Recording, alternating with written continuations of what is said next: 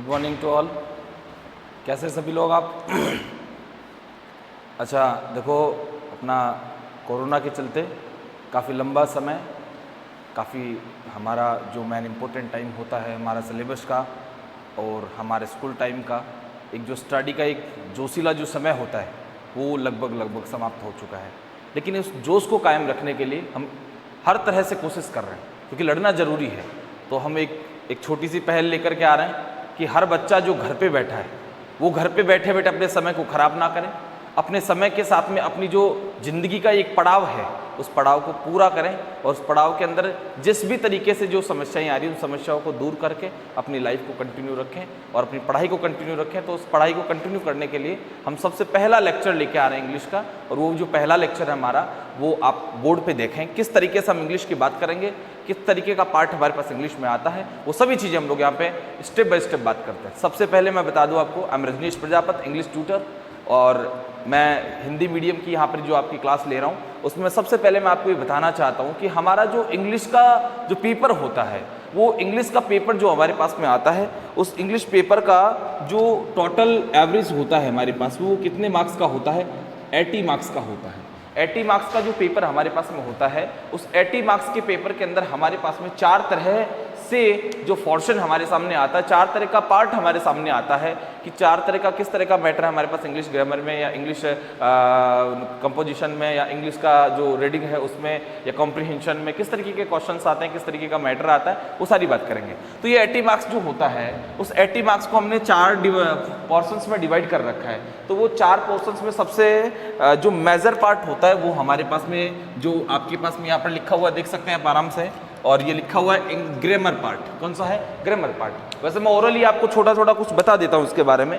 सबसे पहली बात तो ये है कि हमारे पास में जो इंग्लिश का 4 पोर्शन होता है उसके अंदर एक तो हमारा ग्रामेटिकल पार्ट होता है, दूसरा हमारा रीडिंग पार्ट होता है। रीडिंग पार्ट में हमारे पास में 2 बुक चलती है। एक बुक होती है जिसमें हमारे पास में पोइट्री आती है, कविता, जिसको अपन कहते हैं पोइट्री प्लस प्रोस भी आता है उसके अंदर, और दूसरा पार्ट जो हमारा होता है वो पार्ट हमारा होता है जिसमें हमारे पास में केवल ऐसे आता है, स्टोरीज टाइप की हमारे पास में मतलब मैटर हमारे पास सिलेबस में आता है। ये रीडिंग का पार्ट हो गया और एक ग्रामर का पार्ट मैंने आपको बता ही दिया। इसके बाद एक और होता है राइटिंग पार्ट। क्या होता है? Writing part. अब राइटिंग पार्ट जो होता है, राइटिंग पार्ट में हमारे पास में नोटिस वगैरह, ईमेल वगैरह, या इसके अलावा जैसे हम बात करें आर्टिकल या फिर ऐसे जो भी हमारे से कंसल्ट किया जाता है वो मैटर आता है। इसके अलावा एक आता है हमारे पास पैसेज कॉम्प्रिहेंशन का। तो पैसेज के जो मैटर आते हैं वो हम लोगों को पहले से बहुत अच्छे से पता है, क्योंकि हर एग्जाम में हमारे सामने वो आते हैं तो हम उनको कंप्लीट करते हैं जैसे तैसे हमारा जो सिस्टम होता है उसके हिसाब से।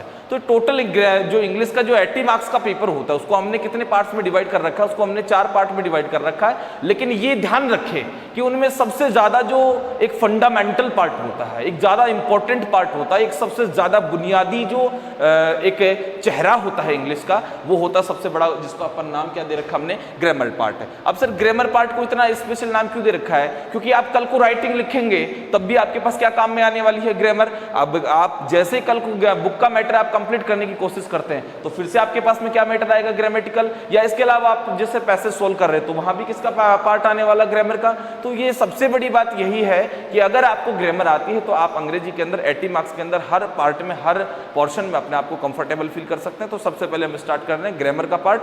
तो ग्रामर के पार्ट के बारे में बता दूं आपको कि ग्रामर का जो पार्ट होता है हमारे पास में टोटल कितने मार्क्स का होता है? 15 मार्क्स का। कितने मार्क्स का? 15 मार्क्स का होता है। और ये जो 15 मार्क्स हमारे सामने होते हैं इनके अंदर हमारे पास में जो क्वेश्चंस पूछे जाते हैं वो 5 टॉपिक से आते हैं। तो उन 5 टॉपिक्स का नाम है हमारे पास में 1 बाय 1 स्टेप स्टेप। तो आप यहाँ पे चेक करें। सबसे पहले हमारे पास में क्या आता है? टेंस आता है, उसके बाद में नरेशन, उसके बाद वॉइस, उसके बाद में क्लोज, और उसके बाद में क्या आता है? मॉडल्स आता है। ठीक है। हर एक टॉपिक का एक फिक्स जो जोन होता है कि उसमें कितने तरीके के क्वेश्चन आते हैं और कितने मार्क्स का वो होता है। तो जब बात करें टेंस की ये 4 मार्क्स का होता है, बात करें नरेशन की ये भी 4 मार्क्स का होता है, और बात करें वॉइस की ये 2 मार्क्स का होता है, बात करें मॉडल्स की ये भी 2 मार्क्स का होता है, और बात अगर करें क्लॉजेस की तो ये कभी 2 मार्क्स का हो जाता है, कभी 3 मार्क्स का हमारे पास में आ जाता है। तो ध्यान रखिए इस तरीके से हमारे पास में जो सिलेबस का पार्ट होता है ग्रामर का ये कंप्लीट हो जाता है। अब सबसे ज्यादा जो जिसको हम बात कर रहे हैं कि रिचेस्ट टॉपिक, यानी सबसे ज्यादा नंबर वाले टॉपिक्स कौन कौन से हैं हमारे पास में यहाँ पे, तो सबसे ज्यादा नंबर वाले टॉपिक कौन कौन से हैं? पहला टॉपिक तो कौन सा? टेंस का, और दूसरा कौन सा है? नरेशन का। तो हम सबसे पहले अगर हम इंग्लिश के हर लेक्चर को अपन इंपॉर्टेंट तरीके से अपने आप के अंदर कॉन्फिडेंट लाना चाहते हैं, उसको अच्छे तरीके से गेन करना चाहते हैं, या जैसे मैं नरेशन पढ़ाऊंगा, वॉइस पढ़ाऊंगा, मॉडल पढ़ाऊंगा, या और भी जो पार्ट है हमारे पास में, वो सब जब हम पढ़ेंगे तो उनमें अगर हम अपने आप को बहुत अच्छा फील करना चाहते हैं, बहुत इंटेलिजेंट फील करना चाहते हैं, बहुत मतलब एक अच्छे माइंड के लेवल पे हम पहुंचना चाहते हैं, तो उससे पहले हमारे को एक टॉपिक का आना जरूरी है। और उस टॉपिक का नाम है हमारे पास में जिसको अपन बड़े अच्छे से पढ़ते हैं, जिसका नाम क्या है? टेंस। लेकिन हम यहाँ पे एक नई तरीके से, एक नई ट्रिक के साथ में, अगर एक बहुत ही अच्छे तरीके से जैसा हम क्लास में पढ़ते हैं उसी तरीके से हम यहाँ पर दोबारा क्या करने जा रहे हैं? शुरू करने जा रहे हैं। तो सबसे पहला टॉपिक हमारा है जिसका नाम है tense. Okay, let's see.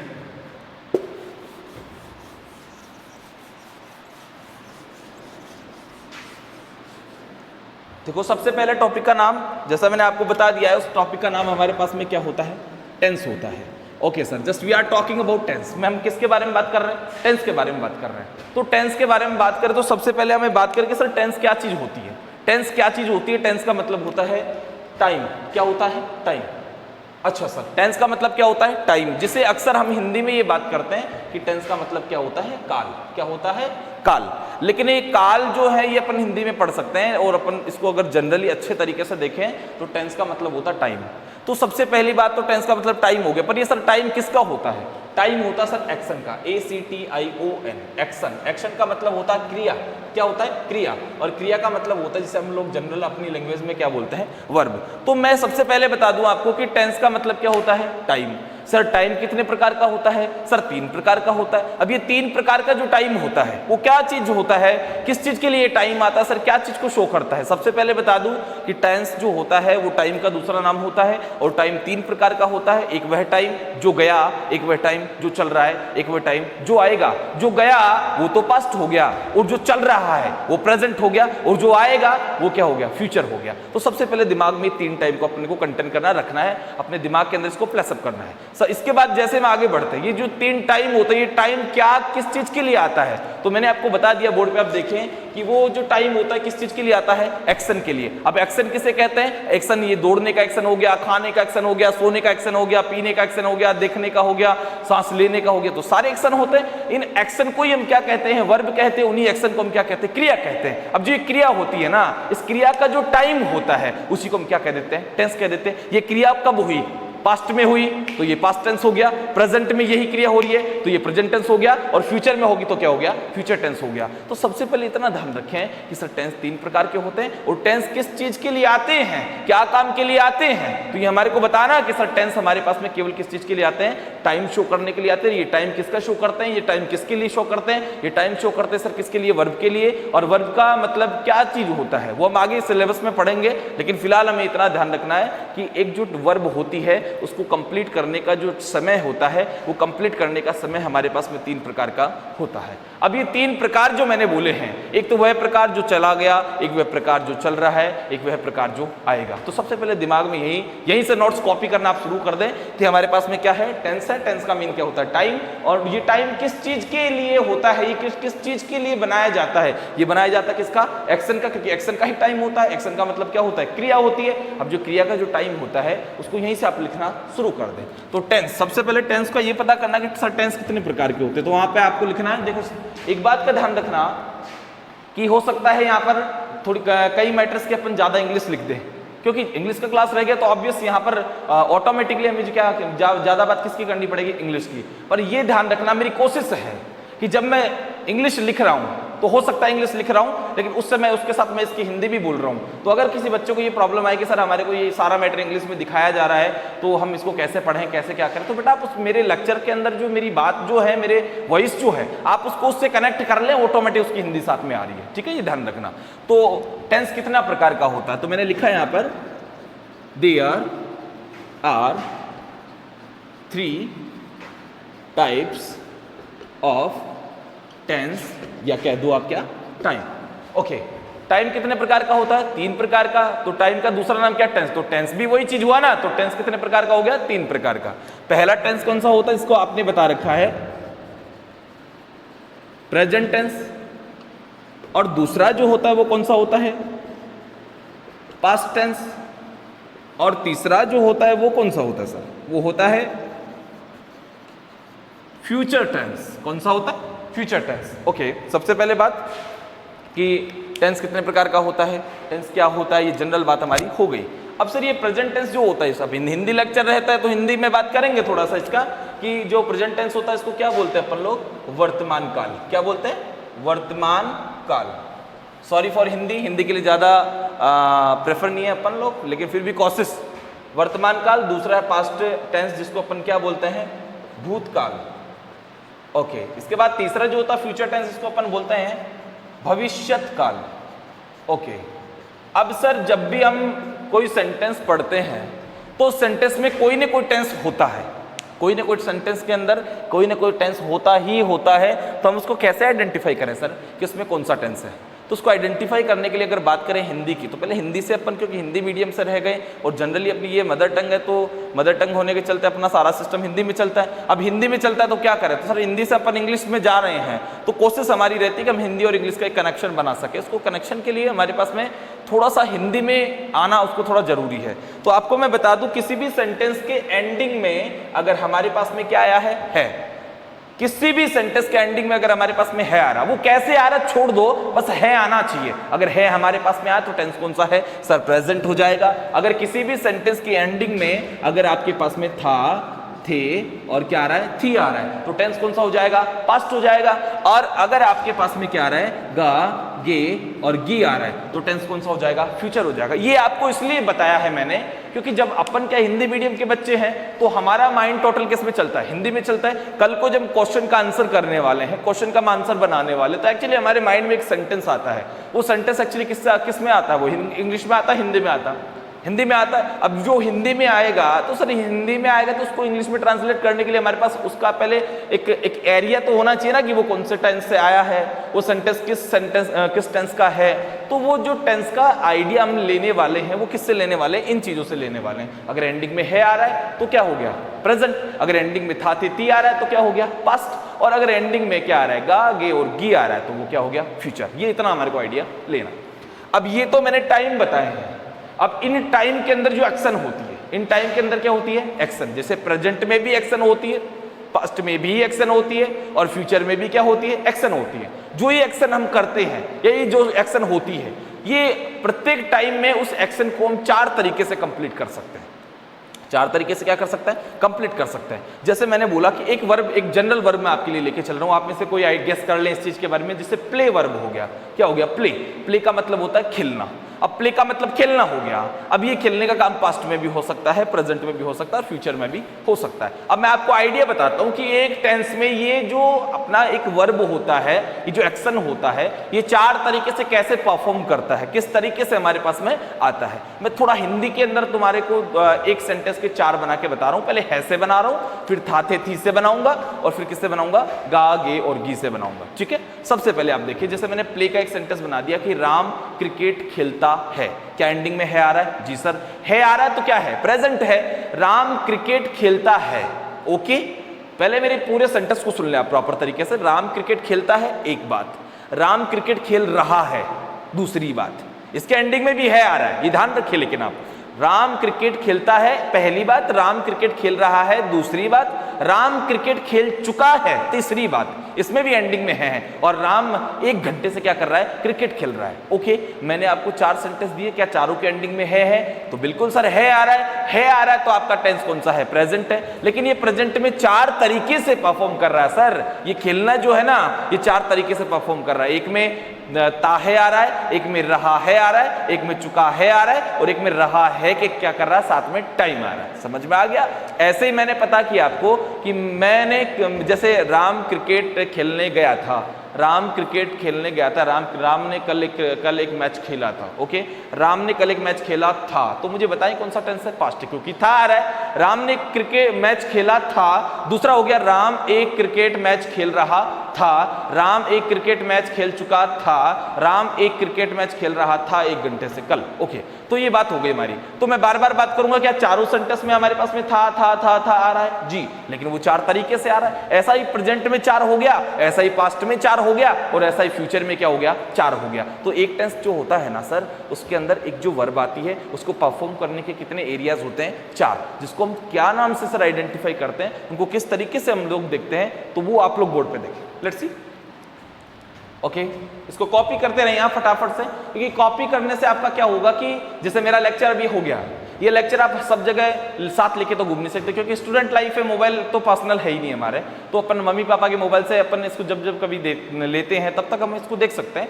But अगर हमेशा हम इसको स्टडी करना चाहते हैं, ठीक है, तो हमारे पास में इसका नोट्स होना जरूरी है, और ये क्लास के एवज में भी या एग्जाम की दृष्टि से सभी तरीके से हमारे को इसको कॉपी करना ही करना है, ये ध्यान रखें। और याद करने का एक सबसे अच्छा बहाना है, एक सबसे अच्छा तरीका है कि आप मेरे को देख रहे हैं, तो ये क्या है, एक तो सबसे बड़ा इसका ये प्लस पॉइंट यही है।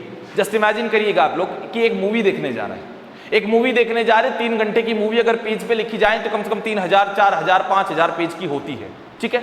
और वैसे अगर 5000 के नोट, 5000 पेजेस नोट्स के हों, तो सर उनको स्टडी करना, उनको याद करना थोड़ा सा हार्ड हो जाता है। क्यों हार्ड हो जाता है? क्योंकि एक्चुअली हमारे पास में रीडिंग जो मैटर होता है इतना लंबा छोड़ा, वो हमारे माइंड में इतना ज़्यादा स्टे नहीं कर पाता है। क्यों नहीं कर पाता? बिकॉज अ लॉट ऑफ हमारे दिमाग के अंदर बहुत सारे क्या होते हैं कि एक जोन होते हैं जिसमें हमारा, क्योंकि लाइफ एक चाइल्ड लाइफ है, चिल्ड्रन लाइफ है, तो छोटी लाइफ के अंदर एक्चुअली बहुत सारे काम होते हैं हम लोगों को।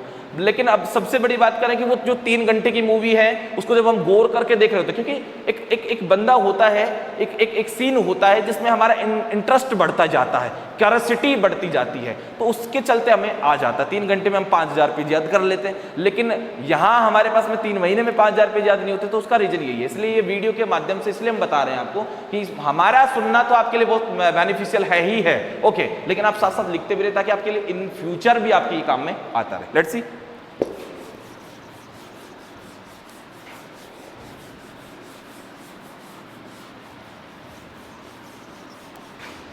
अब हमने बात की है कि सर प्रत्येक टेंस में जो हमारे पास में होता है, प्रेजेंट, पास्ट और फ्यूचर, प्रत्येक टेंस में कितने प्रकार का जो कार्य होता है या टाइम होता है, इसको हम कह सकते हैं, तो वो कितने प्रकार का होता है? 4 प्रकार का। मैंने ये बता दिया आपको, और आप इसको नोट भी कर लें। There are 4 types of work in every tense. Okay, मैंने क्या बोला कि there are 4 types of work in every tense. Okay, तो वर्क का मतलब हो गया सीधा सीधा सा किससे रिलेट कर रहा है? ये वर्ब से। यानी एक वर्ब को परफॉर्म करने के लिए एवरी टेंस में कितने टाइप होते हैं? कितने टाइप होते हैं सर? यहाँ पर दिखाया जा रहा है आपको कितना होता है? 4 होता है। तो उन 4 का क्या नाम होता है, क्या होते हैं सर वो? तो हम वो बात करते हैं। सबसे पहला जो हमारा होता है उसको हम क्या बोलते हैं? Indefinite, INDE of INITE। Okay, second is continuous, CONTINUOUS, and third is perfect, PERFECT, perfect. और नंबर 4 पे जो होता है वो होता है PERFECT, परफेक्ट, CONTINUOUS। तो हमारे को ये पता चल गया कि सर उन 4 का नाम ये होता है। अब हमारे को नाम तो दिख गया, अभी 4 होता है, लेकिन हम इनके बारे में कुछ जानते नहीं ज़्यादा कुछ। तो उनके बारे में जानने के लिए सबसे पहले ये देखना कि सर इंडेफिनिट का मतलब क्या होता है। सर इंडेफिनिट का मतलब होता है, अगर हम बात करें इनकी हिंदी और इंग्लिश दोनों से करेंगे, आइडेंटिटी कार्ड, इनका जो आइडेंटिटीज की लेने वाले हैं वो दोनों तरीके से लेंगे हम। तो इंडेफिनिट का मतलब होता है साधारण। क्या होता है? साधारण।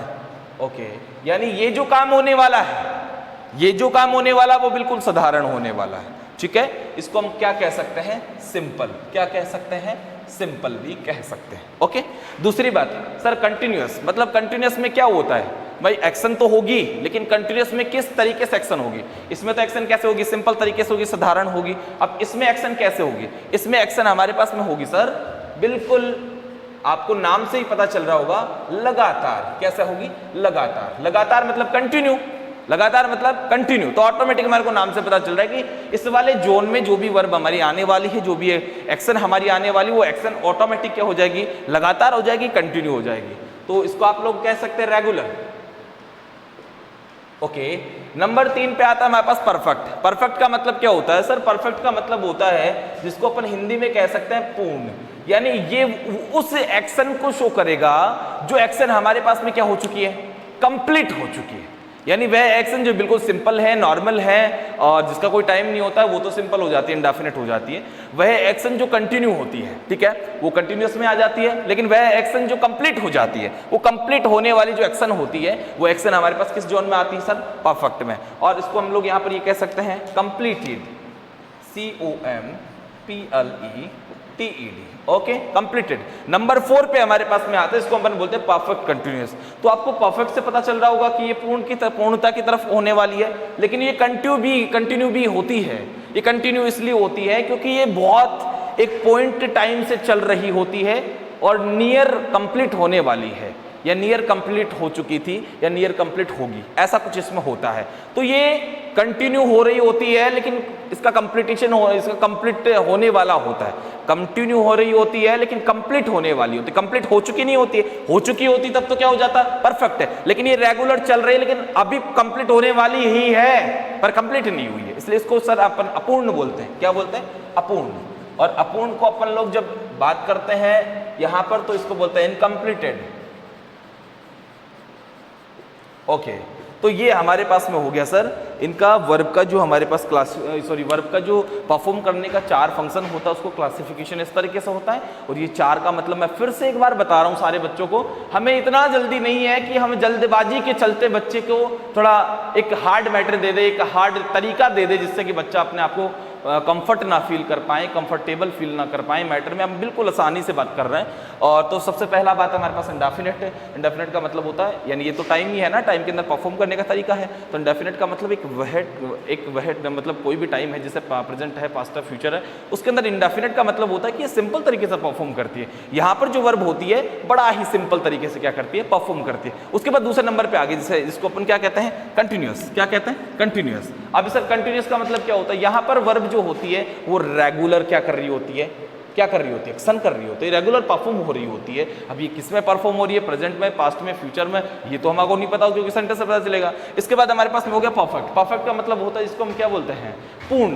पूर्ण का मतलब होता है जो कंप्लीट हो चुका होता है, इसको कंप्लीटेड हम लोग कहते हैं। ओके, नंबर 4 पे आता है परफेक्ट कंटिन्यूअस। और परफेक्ट कंटिन्यूअस का मतलब होता है कि ये कंटिन्यू चल रही है बट पूर्ण होने वाली है, मतलब पूरी होने वाली है लेकिन पूरी नहीं हुई है। ये ध्यान रखें आप लोग। एक वह एक्शन जो चल रहा है किसी एक सर्टेन टाइम के साथ में, एक सर्टेन का मतलब होता है निश्चित टाइम से चल रही है, या कोई एक पीरियड ऑफ टाइम या पॉइंट ऑफ टाइम से वो चल रही है, लेकिन चल रही है और अब पूरी होने वाली है लेकिन अभी फिलहाल पूरी नहीं हुई है, इसलिए हम इसे क्या कहते हैं? इसे अपूर्ण कहते हैं। और अपूर्ण का मतलब होता है इनकम्प्लीटेड। तो यहाँ तक का मैटर हमारा बिल्कुल क्लियर हो चुका है कि सर टेंस होता है, टेंस का मतलब टाइम होता है, टाइम का मतलब टाइम शो करता है किसको शो करता है, किसको बताता है? सर वर्ब को बताते हैं, वर्ब के लिए आता है। और वर्ब को परफॉर्म करने के लिए हमारे पास में वर्ब को डालने के लिए 3 टाइम होते हैं, प्रेजेंट, पास्ट और फ्यूचर। और तीनों टाइम के अंदर जब वर्ब परफॉर्म करने के लिए प्रेजेंट होती है, तो उस प्रेजेंट करने के तरीके होते हैं हमारे पास में प्रत्येक टेंस में 4 प्रकार, जो आपको सामने मैंने बता दिए, इंडेफिनिट, कंटिन्यूअस, परफेक्ट और परफेक्ट कंटिन्यूअस।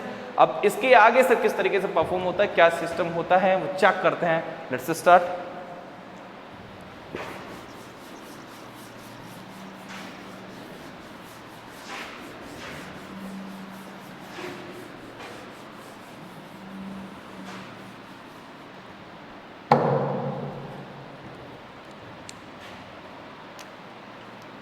अब देखो इसके आगे जब हमारा मैटर होता है, जो मैटर हमें आगे जाके बहुत ज़्यादा हेल्पफुल रहता है, क्योंकि हम टेंस पढ़ने वाले हैं, हम टेंस पढ़ रहे हैं। अब टेंस पढ़ तो रहे हैं, लेकिन उसमें क्वेश्चन किस तरीके का आएगा, उसको कैसे मैनेज करना होता है, उसका कहाँ पर क्या इंपॉर्टेंस होता है, उसको किस तरीके से आइडेंटिफाई किया जाता है, उसके अंदर क्या क्या चीज़ें आती हैं, वो सारी चीज़ें कंप्लीट करने के लिए सबसे पहले मैं बता रहा हूँ कि एक सेंटेंस जो बनता है हमारे पास में, क्योंकि हमें सेंटेंस ही तो बनाना है। अभी जब हम सेंटेंस बनाना चाहते हैं, हम सेंटेंस बनाने जा रहे हैं, तो हमारे को एक सिंपल एक स्ट्रक्चर होती है, सिंपल एक फॉर्मूला होता है, एक साधारण सी ट्रिक होती है, जिसके माध्यम से हमारे पास में क्या बनाया जाता है? सेंटेंस बनाया जाता है। तो मैं एक जनरल ये किसी टेंस की नहीं बता रहा हूं मैं सिर्फ एक साधारण बता रहा हूं, सिंपल बता रहा हूं भाई इस तरह का एक सेंटेंस होता है, सेंटेंस में ये एलिमेंट्स होते हैं, मतलब एक सेंटेंस आप बनाते हैं तो उसमें क्या क्या चीज काम में ली जाती है और वो कहां पर आती है, ये चीज मैं आपको सिर्फ एक साधारण तरीके से समझा रहा हूं। मैं किसी टेंस की कोई चीज नहीं समझा रहा हूं आपको, ठीक है, मैं सिर्फ सिंपल चीज समझा रहा हूं कि आप सबके पास में जो सेंटेंस आएगा उस सेंटेंस के अंदर कौन कौन सा एलिमेंट, कौन कौन सा पार्ट, कौन कौन सा वर्ड कौन से स्थान पे और क्यों आता है, ये समझा रहा हूं सबसे पहले। तो उसका नाम होता है, जिसको अपन जनरली बोलते हैं सेंटेंस स्ट्रक्चर।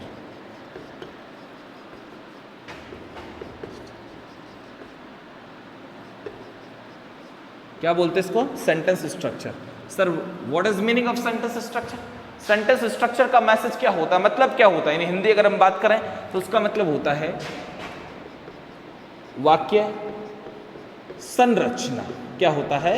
वाक्य संरचना। अब सर वाक्य संरचना किसे कहते हैं, क्या होती है? वाक्य मतलब जो सेंटेंस होता है और संरचना मतलब स्ट्रक्चर, मतलब किस तरह की स्ट्रक्चर होती है, इसमें क्या क्या एलिमेंट आते हैं, क्या क्या पार्ट होता है, क्या क्या वर्ड्स होते हैं हमारे पास में, वो स्टार्ट करते हैं। सबसे पहले इसमें हमारे पास में आते हैं, इसको हम क्या कॉल करते हैं? सब्जेक्ट। क्या कॉल करते हैं? सब्जेक्ट। वैसे जनरल इसका जो फॉर्मूला होता है, स्टैंडर्ड जो क्लासेस होती है उसमें होता है SVO। क्या होता है?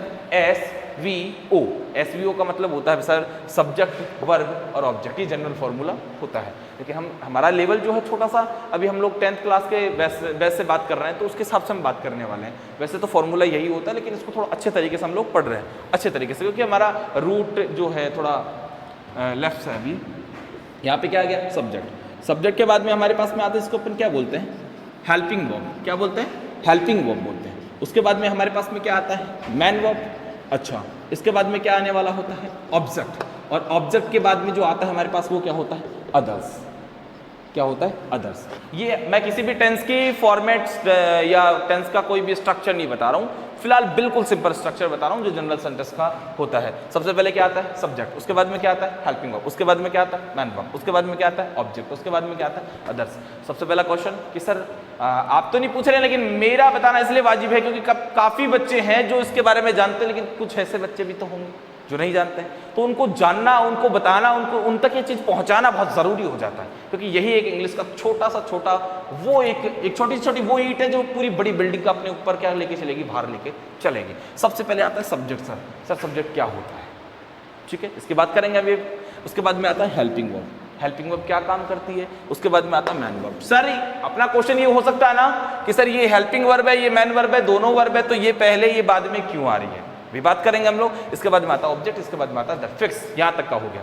सबसे पहली बात हमारी है सर किसके बारे में? सब्जेक्ट के बारे में। ओके सर, सब्जेक्ट किसे कहते हैं? सब्जेक्ट किसे कहते हैं? मैं जनरली यहां पर एक्सपोज कर रहा हूं उसको, तो आप लोग यहां के बाद में एक टॉपिक डालें नंबर ए पे, जो क्या है? सब्जेक्ट। क्या है?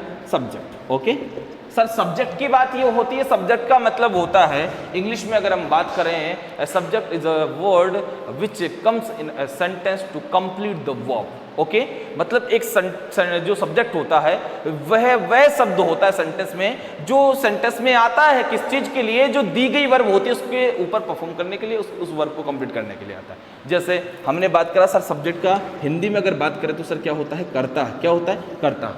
तो सारे स्टूडेंट्स को ये ध्यान रखना कि सर कर्ता किसे कहते हैं और सब्जेक्ट किसे कहते हैं, जो ये हिंदी और इंग्लिश का मैसेज हमारे पास में आ रहा है। तो सर सब्जेक्ट का मतलब होता है कर्ता। कर्ता किसे कहते हैं? कर्ता का मतलब होता है काम करने वाला, काम करने वाला, काम करने वाला। दूसरी लैंग्वेज में अपन बात करें, वर्ब जो होती है, क्या होती है? वर्ब जो होती है, उस वर्ब को जो कंप्लीट करने वाला होता है, उस वर्ब को जो परफॉर्म करने वाला होता है, उसी को हम क्या कहते हैं? सब्जेक्ट कहते हैं। जैसे मैं बात करूं छोटा सा एग्जांपल आपके लिए, कि मैंने बोला कि राधा खाना बना रही है। ओके, मैंने बोला कि इसमें काम क्या हो रहा है? सर इसमें सर बनाने का काम हो रहा है। क्या बनाने का काम हो रहा है? सर खाना बनाने का काम हो रहा है। लेकिन ये खाना ऑटोमेटिक तो नहीं बन रहा होगा, इसको कोई तो बना रहा होगा। अब इसको बना कौन रहा है?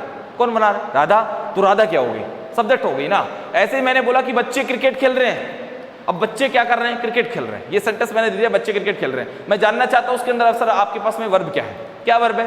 सर आपके पास क्या एक्शन है? खेलना। क्या है? खेलना। अब ये जो खेलना वर्ब है आपके पास में, ये खेलना वर्ब को कोई तो कंप्लीट कर रहा होगा ना, इसको कोई तो परफॉर्म कर रहा होगा ना, तो इसको परफॉर्म कर रहा है। बच्चे खेल रहे हैं ना, तो खेलने का काम बच्चे करें, तो बच्चे क्या हो गए? सब्जेक्ट। तो सर ये सबसे पहले ध्यान रखें कि सर सब्जेक्ट किसे कहते हैं? कर्ता। कर्ता वह चीज होता है जो काम करने वाला होता है एक सेंटेंस में। ओके, ये बात हम लोगों ने ऑरली कंप्लीट कर लिया, मतलब एक शब्दों के अंदर ही इसको पूरा कर लिया, लिखने की कोई आवश्यकता नहीं होती, समझने का पार्ट होता है।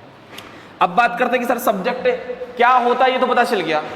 लेकिन सब्जेक्ट के रूप में क्या क्या आता है, सब्जेक्ट के रूप में क्या क्या, सबसे इंपॉर्टेंट मैसेज यही होता है। ये मैसेज इंपॉर्टेंट नहीं है कि सब्जेक्ट क्या होता है।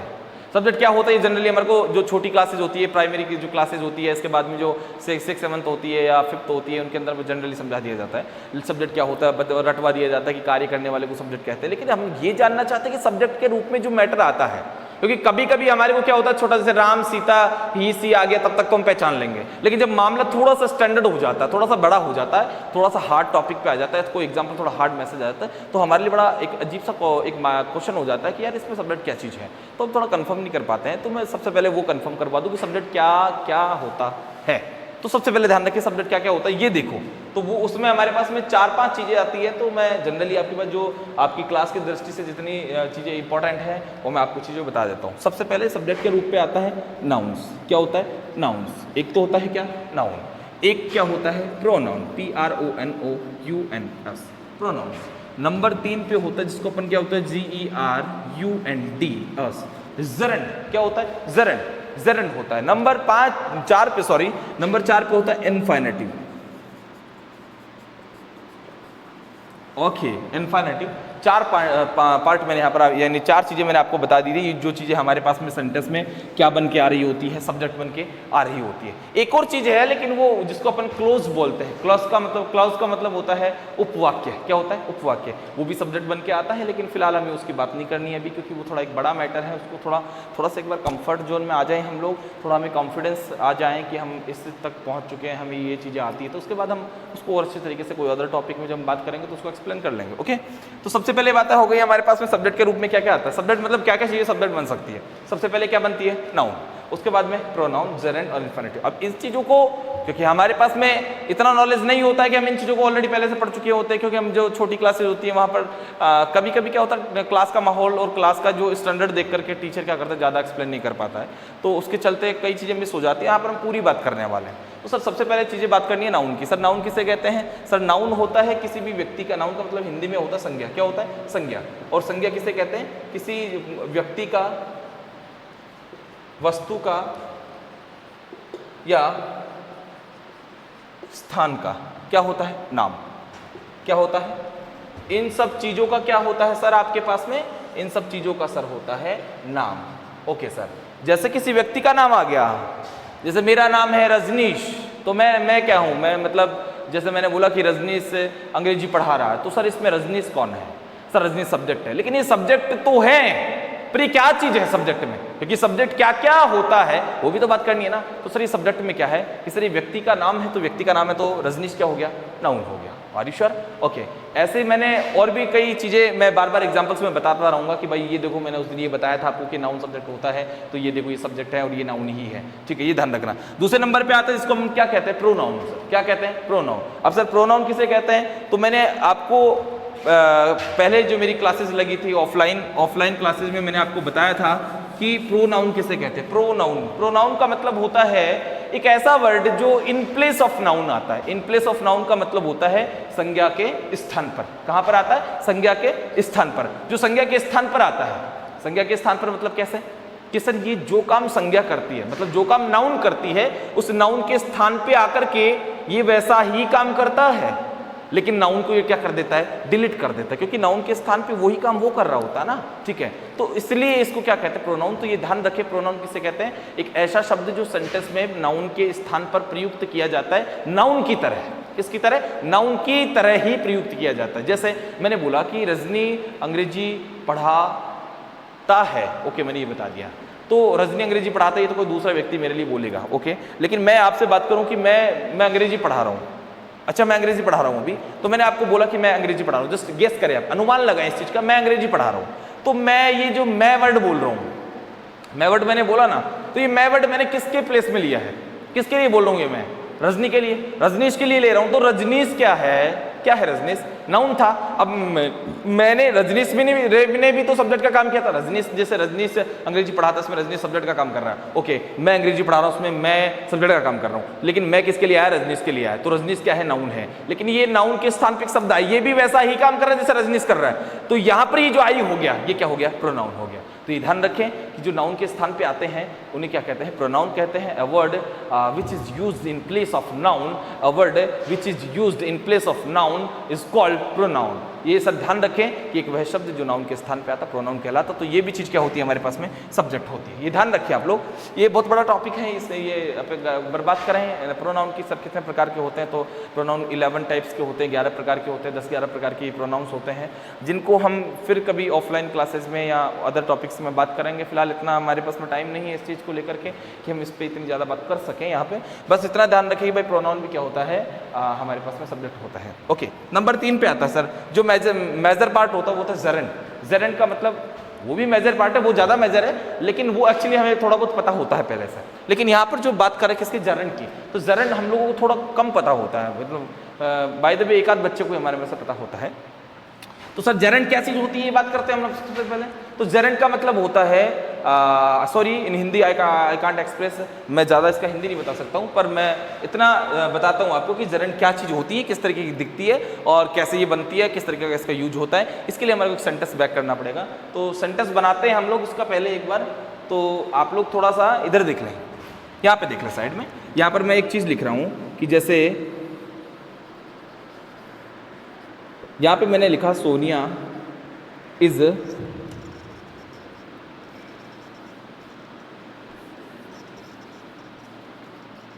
कमिंग।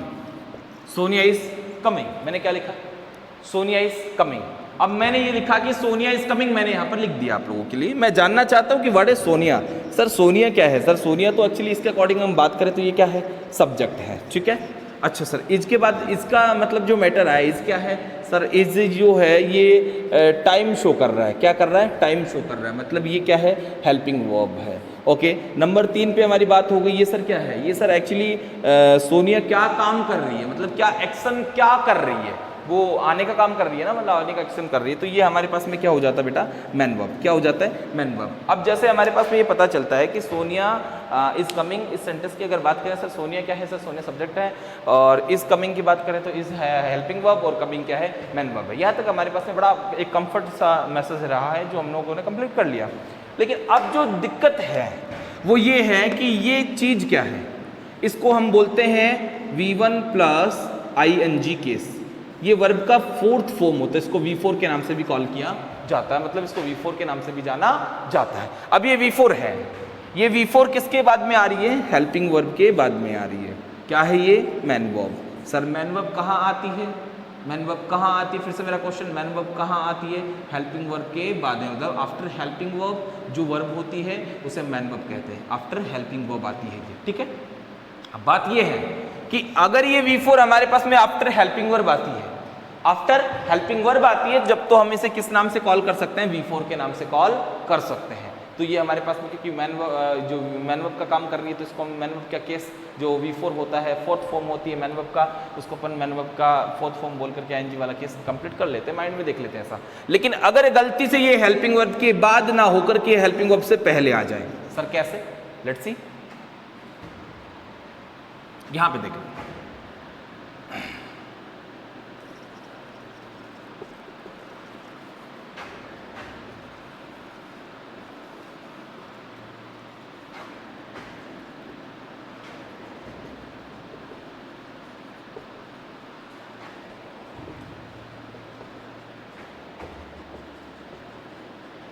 ओके, एग्जाम्पल मैंने लिखा आपके सामने, इसको बड़ा अच्छी तरीके से आप कंप्लीट करें। Coming and going is a simple rule of the nature. Coming and going is a simple rule of the nature. अब हम बात करना चाहते हैं कि सर ये coming and going is a simple rule of the nature, ये आपको अभी थोड़ा सा इसमें थोड़ा अनकंफर्टेबल फील होगा क्योंकि यहाँ पर कमिंग एंड गोइंग दो चीज़ आ रही है, तो फिर भी सर आप इज क्यों लगा रहे हैं, उसका कारण मैं आपको बाद में बताऊंगा। फिलहाल आप लोग पहले मैसेज पे आए। मैं ये बताना चाहता हूँ आप सब लोगों को कि आप सारे बच्चों को इतना ध्यान देना है कि ये क्या चीज़ है, क्या चीज़ है सर, ये हेल्पिंग वर्ब है। ये हेल्पिंग वर्ब है तो इसके बाद में क्या आपके पास में V4 आ रही है? जी सर नहीं आ रही। चलो मैटर खत्म हो गया इसका। अब ये हेल्पिंग वर्ब है तो हेल्पिंग वर्ब से पहले किसका प्रयोग करते हैं, क्या चीज़ आती है, सब्जेक्ट। अब मैं ये जानना चाहता हूँ क्या आपका सेंटेंस जो आया है आपके पास में, आपको बोर्ड पे डिस्प्ले पे दिख रहा है ये, क्या ये आपके पास में कमिंग एंड गोइंग है, ये सब्जेक्ट है उसका, क्या सब्जेक्ट है? तो उसको पता करने के लिए कैसे माइंड लगाना है। आपको ये चेक करना है आपका सेंटेंस इंट्रोगेटिव है या सिंपल है। आपको एंडिंग में क्या शो कर रहा है, आपके एंडिंग में शो कर रहा है फुल स्टॉप। क्या शो कर रहा है, फुल स्टॉप। और फुल स्टॉप जब भी किसी सेंटेंस के अंत में आता है, एंडिंग में आता है, तो सर हमारे को ऑटोमेटिक ये नॉलेज हो जाता है कि सर हमारा जो सेंटेंस है वो जरूर क्या है, सिंपल सेंटेंस है। और simple sentence always starts with subject. Simple sentence किससे स्टार्ट होते हैं, हमेशा सब्जेक्ट से। तो मतलब श्योर सी बात है कि सर ये हमारा मैटर क्या है, सब्जेक्ट है। अब ये ध्यान रखें कि आपके सब्जेक्ट के, मैंने अभी ये बता दिया, सब्जेक्ट का पता तो चल गया कि भाई ये सब्जेक्ट है, पर सब्जेक्ट क्या क्या होता है। फिर वही कैसे क्वेश्चन आ गया मेरा, एक नाउन थी, एक प्रोनाउन, तब नाउन भी सब्जेक्ट थी, प्रोनाउन भी सब्जेक्ट थी, अब ये भी सर सब्जेक्ट है, लेकिन क्या ये नाउन है, नहीं सर, क्योंकि किसी व्यक्ति का, वस्तु का, स्थान का नाम तो नहीं है। क्या ये प्रोनाउन है, सर ये भी नाउन ही नहीं है तो प्रोनाउन तो हो ही नहीं सकता ना। अब बात हमारी आती है कि फिर ये है क्या चीज, है तो सब्जेक्ट, पर सब्जेक्ट के अंदर ये क्या है तो सब्जेक्ट है, पर सब्जेक्ट के अंदर क्या है। जैसे अपन घर में बात करते हैं कि सर आज खाने में क्या बना है, सर सब्जी रोटी हमारी बनी है घर में, लेकिन बात हमारी ये नहीं हो रही कि सर सब्जी रोटी बनी है, हम ये बात कर रहे हैं कि सब्जी बनी है, लेकिन किसकी। सब्जी तो सारी होती है, मतलब सब्जेक्ट तो तीनों चारों ही होते हैं, लेकिन किसका सब्जी बना है, किस चीज का सब्जी है, ये चेक करना है हम लोगों को। तो यहाँ पर हमारे को चेक करने के लिए चेक करना है, मतलब देखना है कि सर ये हमारे पास जो कमिंग एंड गोइंग आएगा ये क्या चीज है।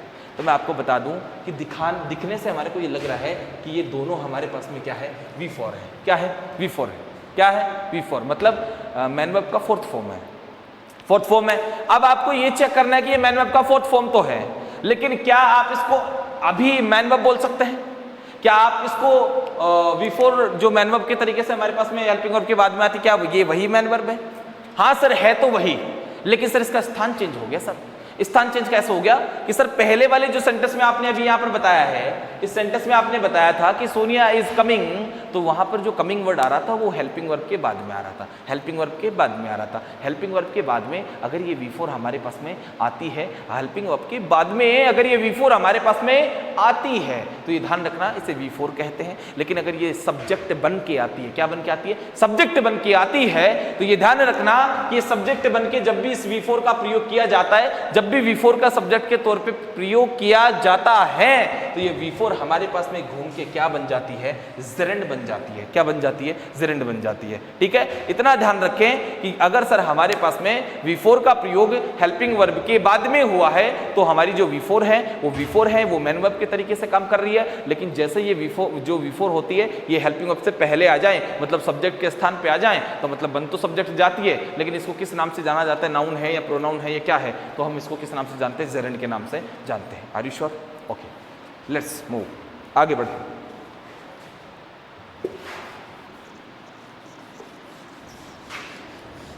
ओके, अब अगला मैटर हमारे पास में आता है, सब नाउन हो गया, प्रोनाउन हो गया, जेरेंड हो गया, इन्फिनेटिव हो गया। ओके, इन्फिनेटिव मैं शॉर्ट में बता देता हूँ आप लोगों को। जैसे भी जेरेंड आया है ना, उसको हम ऐसे ही पार्ट को हम इन्फिनेटिव कहते हैं। एक जो मैन वर्ब होती है हमारे पास में, मैन वर्ब का मतलब जो हम काम करते हैं, खाना पीना, सोना उठना, आना जाना, नहाना धोना, उछलना कूदना, पहनना मारना पीटना, जो भी हम काम कर रहे होते हैं, जो भी हम क्रिया कर रहे होते हैं, जो भी हम एक्शन कर रहे होते हैं, जो भी हम एक्शन कर रहे होते हैं, उस एक्शन को मैन वर्ब कहते हैं। और एक मैन वर्ब जो होती है उसके कितने केस होते हैं, केस का मतलब होता है मतलब कितना केसेस होता है, उसका केस का मतलब होता है रूप। क्या होता है, रूप। केस का मतलब होता है रूप, मतलब उसकी फॉर्म कितनी होती है।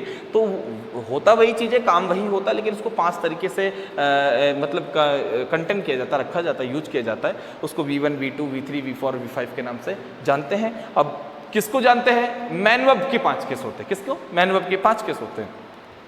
तो मैं छोटा सा यहाँ पे बता देता हूँ। एक तो होता है V1, एक होता है V2, एक होता है V3, एक होता है V4 और एक होता है क्या, V5। ये 5 केस होता है। ठीक है, इन 5 केस को किस नाम से आइडेंटिटी मतलब किस नाम से कॉल किया जाता है, इसको बोलते हैं प्रेजेंट केस। क्या बोलते हैं, प्रेजेंट केस। और इसको बोलते हैं पास्ट केस। क्या बोलते हैं, पास्ट केस। इसको बोलते हैं पास्ट पार्टिसिपल केस, और इसको बोलते हैं प्रेजेंट पार्टिसिपल केस, और इसको बोलते हैं इन्फिनेटिव। क्या बोलते हैं, इन्फिनेटिव। यहाँ पर एक V5 का जो मैसेज है, एक दूसरा भी होता है। कुछ लोग इसको ये भी बताते हैं V1 + S और ES को भी V5 कॉल करते हैं। क्या करते हैं, V5 कॉल करते हैं। V1 S को V5 के नाम से कुछ टीचर्स एक्सपोज करते हैं, तो वो भी चीज़ V5 के तरीके से हम देखते हैं। लेकिन यहाँ पर फिलहाल हम लोग थोड़ा स्टैंडर्ड के तरीके से बात कर रहे हैं, अच्छे स्टैंडर्ड पे जाके बात कर रहे हैं, इसलिए थोड़ा जूम करना पड़ेगा माइंड को, क्योंकि दो चीज़ें एक साथ पढ़नी पड़ रही है हमारे को। ये चीज़ अलग चीज़ होती है, लेकिन इसको V5 कॉल जनरली किया जाता है इंग्लिश के अंदर। लेकिन अपन V5 कुछ और चीज़ पढ़ रहे हैं फिलहाल। यहाँ पे देखें, अब सर ये V5 जो होती है क्या चीज़ होती है? मैं आपको बता दूं कि जो V1 होती है, V2 होती है और V3 होती है, ये जो केसेस होते हैं, मतलब प्रेजेंट वर्ब का जो प्रेजेंट केस होता है, वर्ब का जो पास्ट केस होता है और वर्ब का जो पास्ट पार्टिसिपल केस होता है, मतलब V1 present case, V2 past case और V3 पास्ट पार्टिसिपल केस। ये 3 केस तो ऑलरेडी हमारे को लर्न करने होते हैं, ठीक है, ये तो हमें लर्न करने होते हैं। लेकिन जब जैसे बात V4 की होती है तो ये V4 ये कहती है कि जो V1 होती है उसके साथ में क्या ऐड कर दो, ING, और ये ऑटोमेटिक कहती है कि मैं इस केस में आ जाऊंगी। जब भी आप V1 के साथ में ING प्ले करते हैं, जब भी आप किसी भी मैन वर्ब के फर्स्ट केस के साथ में, मैन वर्ब का प्रथम केस जो होता है उसके साथ में जैसे ही आप ING लगाते हैं, ऐड करते हैं, तो आपका ING आते ही वो जो मैन वर्ब होती है अपने फोर्थ केस में चली जाती है, जिसको प्रेजेंट पार्टिसिपल केस कहते हैं। क्या बोलते हैं? प्रेजेंट पार्टिसिपल केस कहते हैं। लेकिन बात अगर यहाँ पर बात किसकी हो रही है? V5 की हो रही है। तो V5 किसे कहते हैं? जब भी आप V1 से पहले किसका यूज कर लेते हैं? टू का। किसका कर लेते हैं? टू का। तो V1 से पहले टू आते ही, V1 से पहले टू, V1 जो होती है उससे पहले टू आते ही आपका जो 2 + V1 होता है, इसको हम V5 के नाम से जानते हैं, ये ध्यान रखें। और यही V5 है, अगर कभी भी सब्जेक्ट के स्थान पर आती है, किसके स्थान पर आती है? सब्जेक्ट के स्थान पर आती है, तो इसे किस नाम से जाना जाता है? इन्फिनेटिव। किस नाम से जाना जाता है? इन्फिनेटिव। बस इसकी इतनी ही इंफॉर्मेशन आपको यहाँ पर मिलने वाली है। सबसे पहला मैटर हमारा कंप्लीट हो गया है कि सर सब्जेक्ट किसे कहते हैं। तो हमारी बात ये थी कि सर सब्जेक्ट का मतलब होता है काम करने वाला, कर्ता, और कर्ता किसे कहते हैं? तो ये तो बात हो गई हमारी। लेकिन सर कर्ता जो होता है वो सब्जेक्ट के तौर पे जो शब्द आता है हमारे पास में, वो शब्द क्या क्या हो सकता है? तो मैंने आप लोगों को बता दिया है कि वो सब्जेक्ट के जो स्थान पर जो शब्द आता है वो या तो नाउन होता है, या वो प्रोनाउन होता है, वो या वो जेरेंड होता है, या वो क्या होता है? इन्फिनेटिव होता है। इन्फिनेटिव और जेरेंड स्पेशल चीज़ आपके लिए आई है। तो जेरेंड का मतलब तो हो गया V4, जो हेल्पिंग वर्ब से पहले आती है तो जेरेंड बन जाती है। और इन्फिनेटिव का मतलब हो गया V5, जो जब भी हेल्पिंग वर्ब से कहाँ आती है? पहले आती है, तो ये इन्फिनेटिव बन जाती है, ये ध्यान रखें। और नाउन प्रोनाउन तो आपको पता है पहले से ही, और थोड़ा वो तो और यहाँ पे अपन ने एक्सप्लेन कर लिया है, इसको अच्छे तरीके से समझ लिया है। और अब इसके बाद अगला इनका उन्हीं की एक बात होती है, वो ये बात होती है अगली इन्हीं की, कि जो सब्जेक्ट हमारे पास में होता है, क्या सब्जेक्ट हमारे पास में होता है, वो जो सब्जेक्ट हमारे पास में होता है वो सेंटेंस में हमारे पास में 2 तरीके से आता है। 2 तरीके से कैसे आता है sir?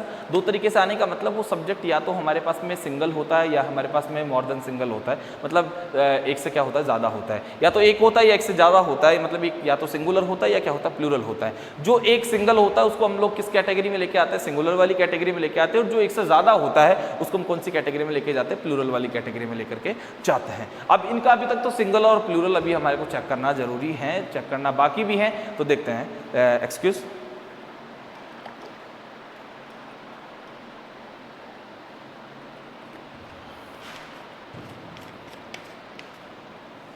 Okay, let's move. Copy कर ले आप इसको। अब जो सब्जेक्ट होता है, हम पूरी जानकारी ले रहे हैं, इसलिए थोड़ा सा आपको एक टाइम को अपने को देना पड़ेगा इसको, इस चीज़ को, क्योंकि हम इसको बहुत अच्छे तरीके से पढ़ना चाहते हैं।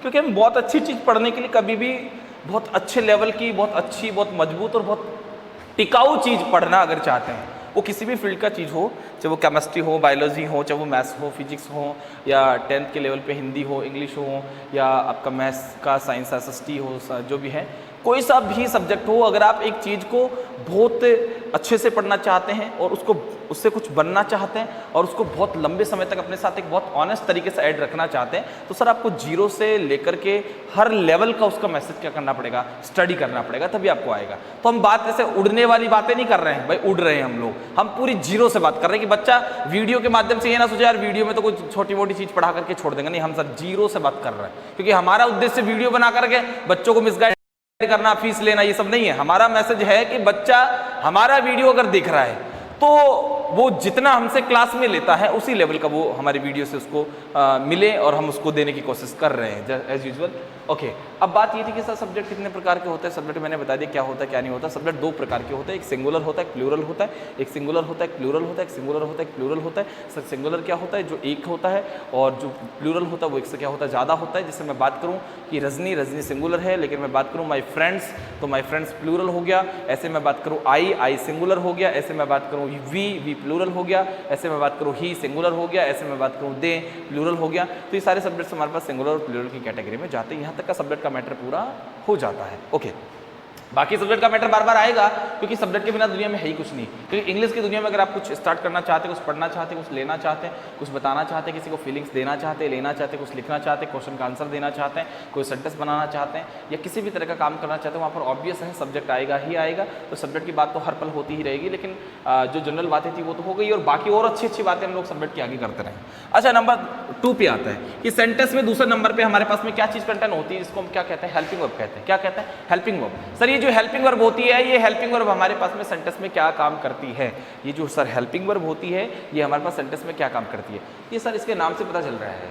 एक बार मैं इस सेंटेंस को अगर आपने लिख लिया हो तो मैं इसको हटा करके इसको अच्छे तरीके से वर्ब को मैं एक्सपोज कर देता हूँ, आपके सामने दिखा देता हूँ आपको। तो एक बार आप इसको क्लिक करके इसको मतलब रोक करके और आप लोग इसको कॉपी कर लें, और इसके बाद आगे बढ़ते हैं। हेल्पिंग वर्ब और मैन वर्ब दोनों को बहुत अच्छे तरीके से पढ़ने वाले हैं, इसलिए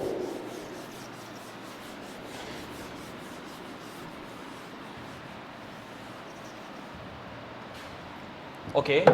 तो सर दूसरे नंबर पे हमारे पास में मैटर आता था किसका, हेल्पिंग वर्ब का, और तीसरे नंबर पे मैटर आ रहा है हमारे पास में मैन वर्ब का। तो सर क्या हेल्पिंग भी वर्ब ही होती है, क्या मैन भी वर्ब भी होती है? तो ये जो वर्ब का है ना सर, ये बड़ा ही इंपॉर्टेंट और बड़ा ही एक बहुत ही अच्छा टॉपिक है हमारे पास में। इसको बच्चे को जितना आसानी से और जितना अच्छे तरीके से बच्चे के माइंड में प्लेस किया जाए, रखा जाए, तो बच्चा अपने आप को बहुत अच्छा कंफर्टेबल जोन में रख सकता है। लेकिन वो तब जब उसको आएगा। तो मैं आपको बिल्कुल जीरो से बता रहा हूँ, आप प्लीज़ इतना फोकस रखें, इतना फोकस रखें कि आपको इसी वीडियो से ये सारा ग्रामर का ये जो पार्ट है वर्ब का वो कंप्लीट हो जाए। ठीक है, ध्यान रखना। हेल्पिंग वर्ब और मैन वर्ब, उसका एक ही पार्ट लिख रहा हूँ मैं, एक ही नाम लिख रहा हूँ, वो है वर्ब। क्या नाम है, वर्ब। ओके। तो सर हमारा दूसरे नंबर पे जो सेंटेंस स्ट्रक्चर में आया, उसको आपने किस नाम से कॉल किया है, वर्ब के नाम से। किस नाम से कॉल किया है, वर्ब के नाम से। अब सर वर्ब का मतलब क्या होता है? तो सर वर्ब का मतलब होता है क्रिया। क्या होता है, क्रिया। अब सर वर्ब का मतलब क्रिया होता है, तो सर ये क्रिया का मतलब क्या होता है? सर क्रिया का मतलब दो तरीके से होता है। क्रिया मतलब वैसे तो जनरल कह देते हैं कि हम जो भी काम कर रहे हो, तो मतलब बचपन से, मतलब जन्म जब हम लेते हैं और तब से हम मर जाते हैं, मतलब हमारी मृत्यु होती है या हम दुनिया से डिसअपियर हो जाते हैं, चले जाते हैं, तब तक हम हर पल, जब तक कि हमारा सांस चल रहा है, हम अलाइव है, हम जीवित हैं, तब तक हमारे पास में हमारे हाथों से, हमारी बॉडी से कुछ ना कुछ एक्शन, कुछ ना कुछ काम होते रहते हैं। जैसे अभी भी हम लोग क्या काम कर रहे हैं, जैसे आप मुझे देख रहे हैं, मैं आपको देख रहा हूँ, या मतलब देख नहीं पा रहा, मतलब अपन आमने मतलब लाइव नहीं है अभी फ़िलहाल, अपन वीडियो के माध्यम से मैं आपको देख पा रहा हूँ। वो एक बच्चे मुझे पढ़ रहे हैं तो मैं ऑब्वियस देख रहा हूँ, और इसके अलावा मैं लिख भी रहा हूँ, मैं समझा भी रहा हूँ, मैं बोल भी रहा हूँ, और मैं इसके अलावा ब्रीथिंग भी कर रहा हूँ, मैं चल भी रहा हूँ, मैं खड़ा भी हूँ।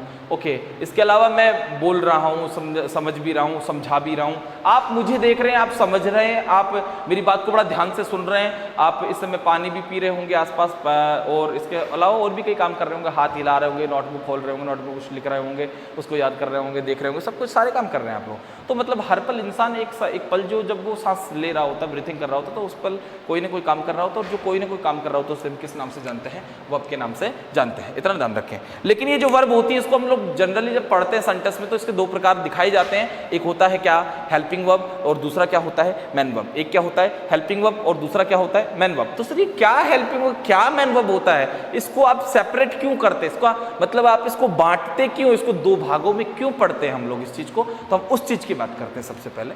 तो सर ये जो वर्ब होती है, इसको दो पार्ट्स में पढ़ा जाता है। एक पार्ट होता है जिसको अपन क्या बोलते हैं भाई साहब, मैन वर्ब। क्या बोलते हैं, मैन वर्ब। और सेकंड जो होता है उसको क्या बोलते हैं अपन लोग, हेल्पिंग वर्ब। क्या बोलते हैं, हेल्पिंग वर्ब बोलते हैं।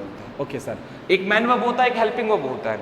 अब सर दोनों ही जब वर्ब होती है, तो आपने दोनों में डिवाइडेशन क्यों किया, उनको डिवाइड क्यों किया, उनका डिवाइडेशन क्यों किया गया है, इस चीज़ को हमारे को समझाएं। ये मैन वर्ब होती है, ये हमारी किसको बताती है, ACTION, किसको बताती है, एक्शन को। एक्शन का मतलब होती है क्रिया को, क्रिया को मतलब जो कार्य हम कर रहे हैं उसको बताती है। ठीक है, लेकिन जो हेल्पिंग वर्ब होती है ना, वर्ब तो वो भी होती है, ठीक है, लेकिन वो एक्चुअली हेल्पिंग है। हेल्पिंग से ही, इस नाम से हमें पता चल रहा है कि हेल्पिंग का मतलब होता है हेल्पफुल। क्या होता है, हेल्पफुल, मतलब ये मददगार करने, मतलब मदद करने वाली वर्ब होती है। अब सर ये मदद करने वाली होती, पहली बात तो ये क्या मदद करती है, पहला क्वेश्चन। पहली बात तो ये क्या मदद करती है, और दूसरी बात ये किसकी मदद करती है। दो क्वेश्चन हमारे सामने आते हैं। पहली बात तो ये किसकी मदद करती है, और दूसरा ये मदद के तौर पे क्या करती है, क्या देती है मदद के तौर पे। तो सबसे पहले हम बता दें कि सर ये मदद के तौर पे हमारे को क्या देने वाली होती है, टाइम। क्या देने वाली होती है, टाइम। मतलब ये टाइम देके मदद करती है। क्या देके करती है, टाइम देके मदद करती है। लेकिन सर ये एक्चुअली क्वेश्चन अभी तक पूरा नहीं हुआ कि सर हेल्पिंग वर्ब का मतलब टाइम देने वाला वर्ड होता है। ये सर टाइम किसको देता है? पहली बात तो ये मदद क्या करता है? टाइम। पर ये किसकी करता है? दूसरा क्वेश्चन, ये सर करता है किसकी?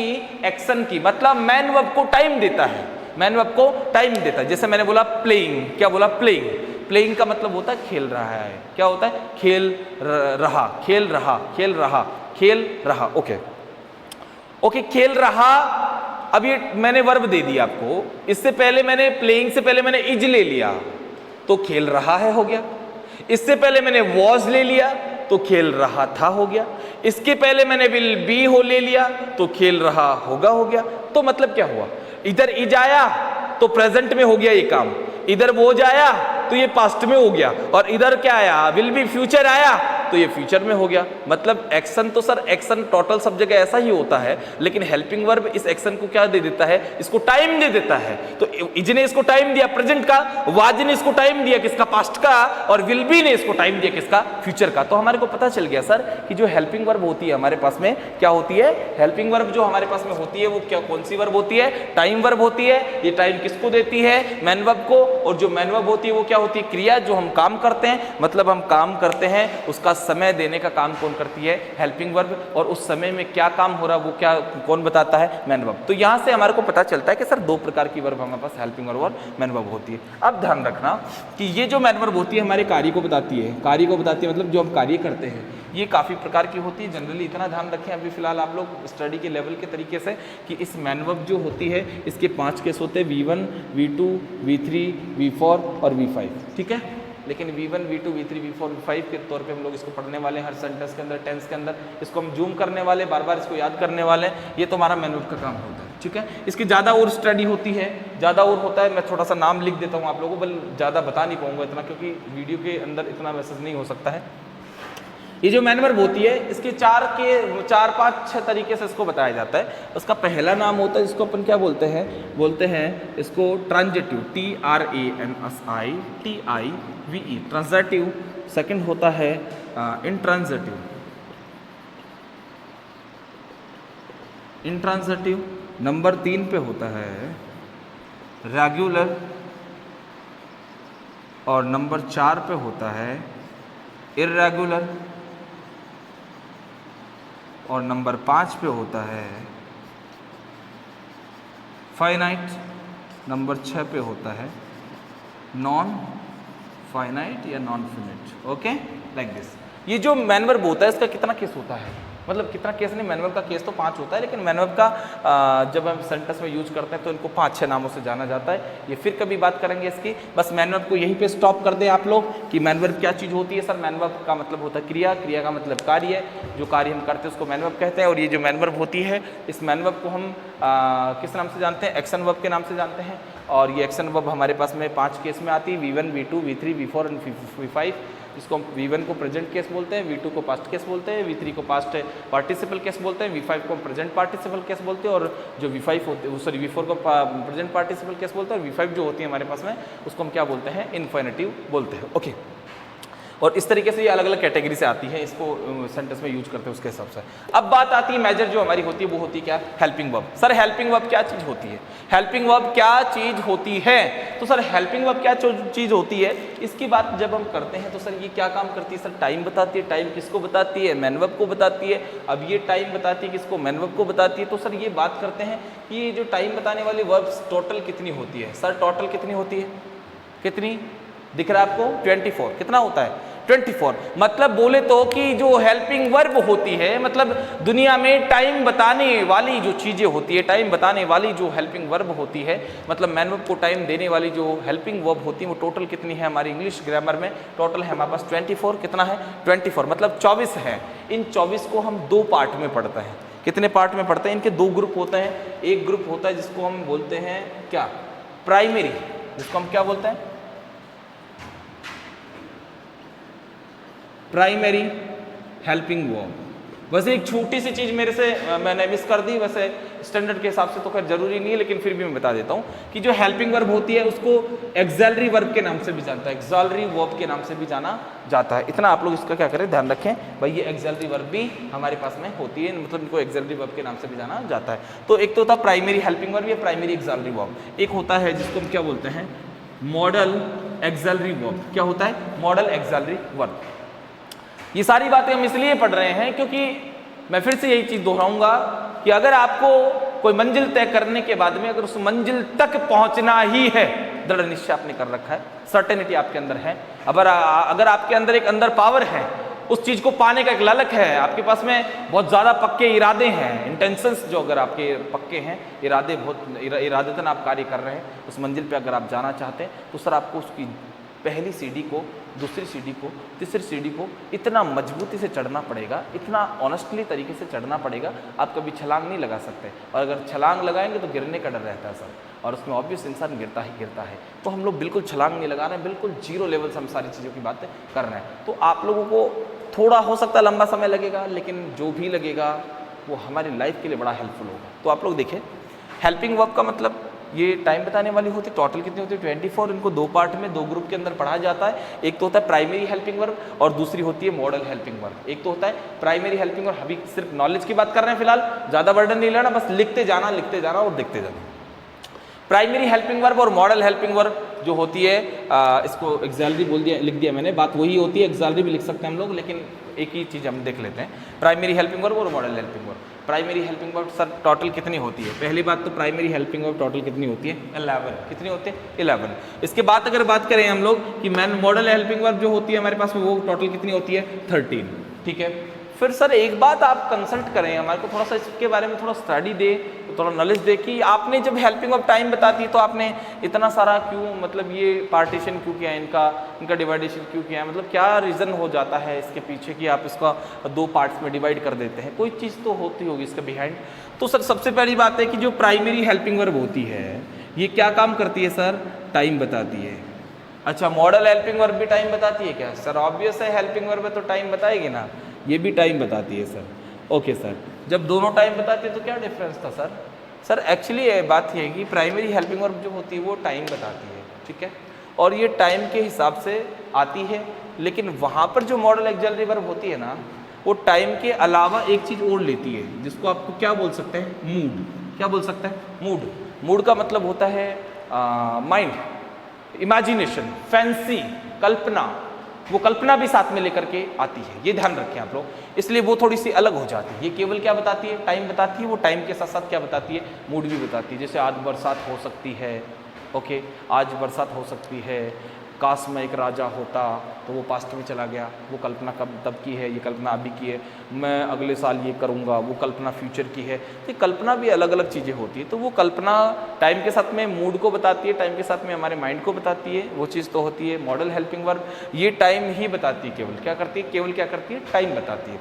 तो सर ये कौन कौन सी होती है? ये जो 11 वर्ब्स होती है, इनके अंदर हमारे पास में ए नंबर पे आता है एक ग्रुप का नाम जिसको क्या बोलते हैं? To be. बी नंबर पे आता है इसमें क्या? To do. और सी नंबर पे आता है टू हैव। ये तीन ग्रुप हैं, ठीक है, ये तीन ग्रुप आते हैं हमारे पास में। तो इन तीन ग्रुप को अपन कैसे देखते हैं? टू बी का जो ग्रुप होता है इसमें हमारे पास में आता है इज, एम और are.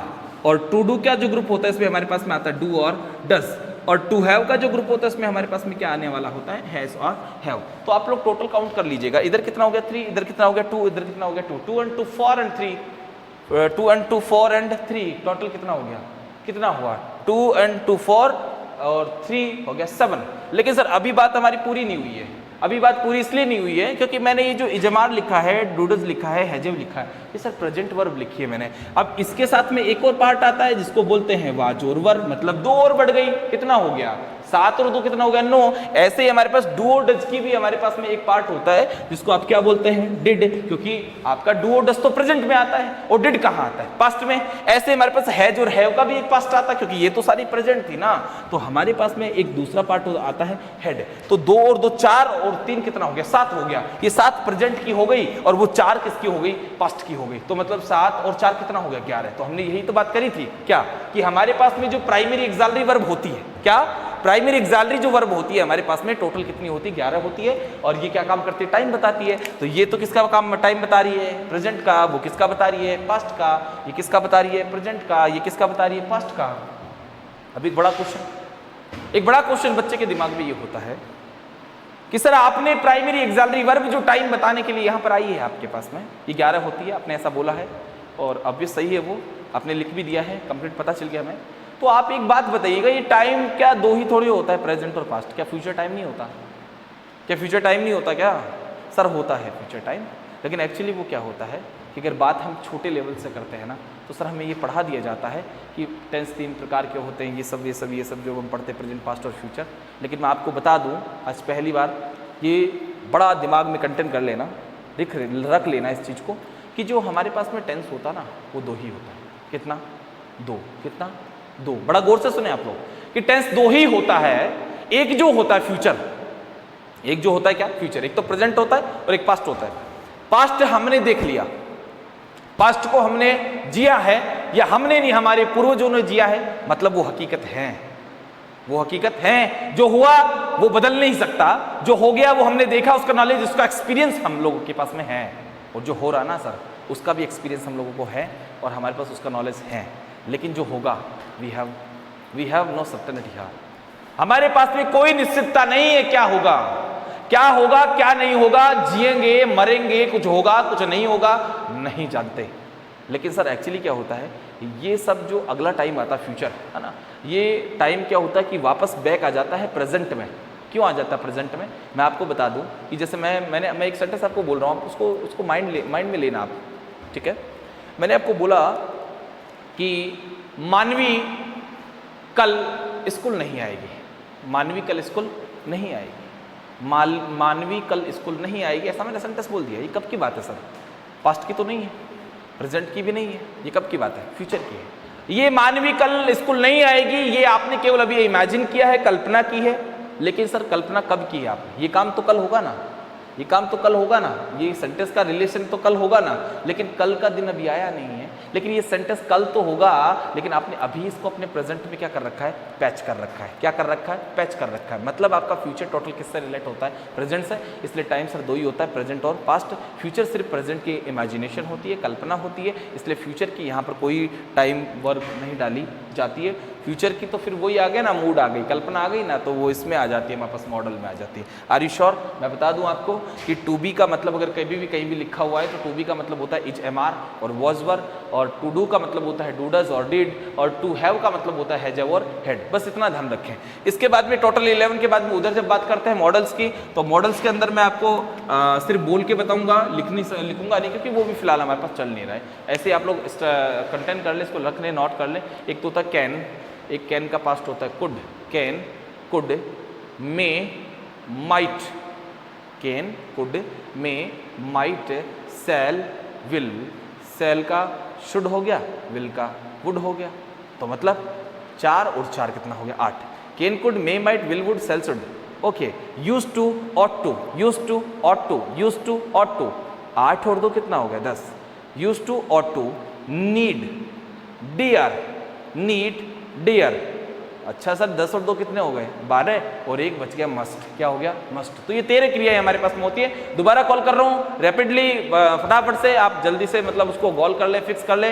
Can, could, may, might, will, would, shall, should, use to, ought to, और sorry ought to, need, dare और मस्ट, ये हमारे पास में क्या होती है? देखो ये आउट टू जो मेरे अभी मेरे मुंह से थोड़ा निकला ये वर्ड, मैं आपको बता दूं कि एक्चुअली क्या होता है कि हम लोग जो इंडियन लोग हैं, हम जो रूरल एरिया से रिलेटेड लोग होते हैं, उनके अंदर एक्चुअली जब बच्चे को क्लास में परफॉर्म करते हैं तो वहाँ पर हम इसको ऑटू बोलते हैं ना, ऑटू। तो ये ऑटू क्या होता है? एक्चुअली ये स्टैंडर्ड लैंग्वेज है, मतलब ये रियल लैंग्वेज यही है। लेकिन ये क्या कि जनरल से जब स्टार्टिंग से बच्चों को बता देना आउट टू बोलता टीचर, तो ये आउट टू क्या हमारे एक हैबिचुअल हो जाते हैं उस चीज़ के, इसलिए वो कभी कभी परफॉर्म हो जाता है। इसके लिए आपको रियल बेस पे जाना पड़ता है।